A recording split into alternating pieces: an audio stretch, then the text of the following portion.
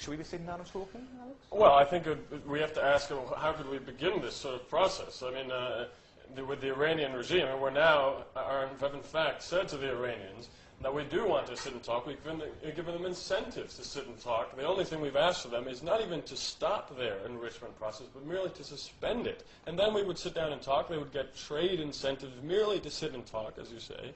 They would, in fact, get, if their program is supposedly for peaceful reasons, they'd even get provisions for nuclear power in Iran, merely for sitting down and talking with us. So if they're not willing to do it for those reasons, how are we going to sit down? But the talking is all about them not getting it. There's no talking about us starting negotiations which might remove nuclear weapons from Britain. Or America. That's not part of the deal. But should the two be linked? I mean, why should they be linked? Surely... Because we have an international obligation that they should be linked from the International Court of Justice. It's a common problem, and a common solution has been proposed. But the nuclear powers are so chauvinist and so nationalistic. We saw the Indians leaping up and down with joy once they got one. That pattern is going to be followed, and I think it's a tragedy. And there'll be an accident. Nobody talks about the number of nuclear accidents. We've had all kinds of nuclear accidents. And McNamara was over here not long ago, and he said of the Cuba crisis, we were bloody lucky. That was his expression. And he was. We were.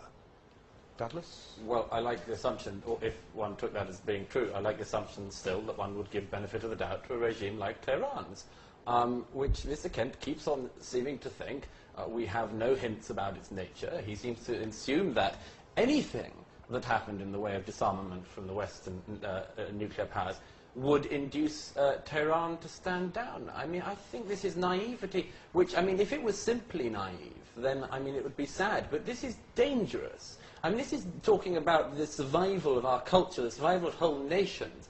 And you're talking about it as if it's just simply being nice to somebody and saying to Iran, oh, if we do this, why wouldn't you be nice in return? I mean, this is just monstrous. This is a regime that tortures and murders its own people that have no sense of justice. Do you honestly think the ICJ is they're going to start obeying that? Mr. Ahmadinejad's regime has no sense of justice at home, has no sense of justice abroad, and you're talking about allowing us to walk straight into the trap of allowing them a nuclear bomb.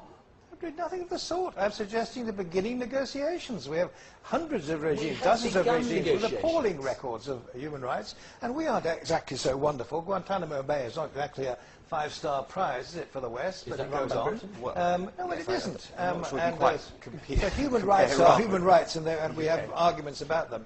But we have a President Bush who's actually now in a new policy suggesting preemptive attack on other countries. Preemptive. Not excluding nuclear weapons. Well, I'd like to just bring this... the CND are currently running a Don't Attack Iran campaign, are they not? Of course, don't attack anybody with nuclear weapons. It's lunacy. Well, not with nuclear weapons. I mean, no one would attack Iran. Don't attack Iran anyway. Attack Iran. We've just come out of Iraq. Or we haven't come out of it. My God, we're into it. And we're just realizing what a catastrophe it's been. No, well, I mean, I just think that there's a fundamental difference here. That is that the reason why India and Israel are not proliferation problems is because these countries are democracies. Iran is a theocracy, and it's run by people who say things that are, if I'm going to use President Bush's words, unacceptable. And there is a fundamental difference. Pakistan's a democracy. Pakistan's not a democracy, however, it's a lot less dangerous than Iran, the leadership. It was a democracy that used nuclear weapons in the first place, if you remember.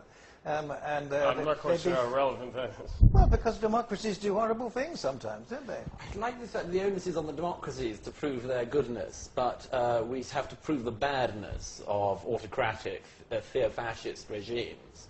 I can't understand your reasoning on this, any more than I can understand your assumption. I seem to remember the last time we spoke was during the Lebanon War, when I was speaking from the battle zone in northern Israel. And I remember then that you objected to Israel's right to self-defense in a non-nuclear way. You object now to Israel's right to nuclear defense. It's very hard for somebody not simply to come to the conclusion. You simply don't believe Israel has any right to defense, any right to exist. That's nonsense. Absolute raving nonsense. I believe that nobody is entitled to nuclear weapons. I think they're instruments of mass destruction, and I think they violate the Geneva and Hague Conventions, full stop. Of course Israel has a right to exist within secure borders, and so does Palestine within secure borders. And the problem is no one is prepared to sit down and start doing the division.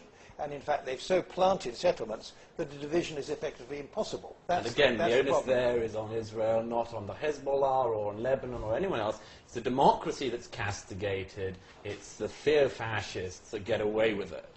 I just want to present a scenario here. Look, I take on board your point about negotiations. It would be an ideal situation. Let's be frank here. We're not all the powers are not going to suddenly sit down and have negotiations. Well, They're just not. I mean, let's deal with realities just for one moment. I'm just going to pose a situation That'll be here, stretching it for a you. case study. But let's say no one is sitting down to talk. Iran continues to thumb its nose at the international community. The UN says, you know, we need to impose sanctions, so on and so forth. Do you not see that Iran is a serious threat here? And you know, if you're looking at, for example, the International Court of Justice and using that as one thing, the fact that Iran is breaking, you know, serious regulations on this from the UN, is that not a problem as well? of course it's a problem. Any country with nuclear weapons presents a problem.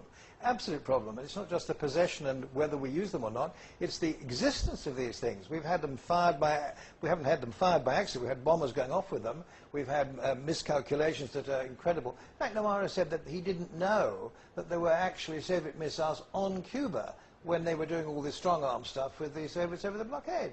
And he said that's why he said we were lucky. The possibility of disaster is enormous, and we're actually gambling, I think, with our future. Well, I think you're right that the possibility of disaster is enormous. However, it seems to me that there's more potential for disaster if a nuclear weapon is in the hands of a country like Iran, who in fact have shown through this enrichment process, some people have been to Natanz and have seen its facilities, have said that in fact they're not all that skilled and they're heading as quickly as they can towards a nuclear weapon. However, they don't really have skilled technicians, and there's real possibility of there being disaster in Iran. So why should they have one? And on this matter as well, I mean, this is an important thing. Let's just take, well, not in the way Mr. Ahmadinejad means, but let's just take Israel out of the equation for a moment. The best case scenario we see in the Middle East, if Iran continues to get away with this, if it continues to flap, the best case scenario is a nuclear rush across the Middle East. We know there are already deals being done in the background. We know that Mr. Khan's network will get straight in and work with Saudi and all the other countries. So the best thing that will happen if you don't stand up to Iran now is that you have a Middle East that goes nuclear to core within 10 years. So what needs That to happen? is the price What of needs to happen right naivety now? at this Given point. Russia's causing problems at the Security Council, what needs to happen right now? What needs to happen is that the deadline, the serious deadline, needs to be given to Iran within a very short space of time. And the most important thing that has to happen is that the Western powers, primarily Britain and America, make it clear to Tehran that force is on the table. I've never heard anything so absurd as former Secretary Jack Straw's claim that there was no, that the military option was off the table. I've never heard of a negotiation between nation states in which force is seriously off the table. These discussions aren't academic things. They're not tea mornings. They're occasions when states sit down and leverage power between each other. And if you take force off the table, if you say to Iran, we're really serious about this, but we will never even consider the use of force, that isn't a negotiation. Well, that was perhaps, I mean, the UK and the US playing good cop, bad cop. But also, I mean, you say setting another deadline. We've set several deadlines. The Iranians have just stepped over them and then, you know, sort of given us the middle finger. So what is... I'm saying a serious deadline, at which point you say that we take out the facilities by this date. I'm in a kind of lunatic asylum. If we're actually talking about, if the implication is we want to go to war with Iran, having just finished with Iraq, we're going to go war with Iran. Iran has missiles. You can strike anybody in the Middle East. It's quite substantial armed forces. You can let's sit there and be attacked. We're going to actually open up a pot that we won't be able to close the lid off if we start that. Okay, I'm going to have to move on, but that's the final word there. But I think we have a bit of a disagreement here on that issue. A little bit, yeah. We are indeed, however, going to move to the section of the show where I ask the guests to bring something to the table. And Bruce, what have you got? What article do you feel deserves more prominence or Well, I mean, we're all today? actually up to our eyeballs, aren't we, with stuff about nuclear, global warming and all this. It's all over the place, everywhere. I've got an article in The Guardian here, everywhere. I would just like to point out that the one issue that is never raised in any of this plethora of articles is the question of the military contribution to global warming.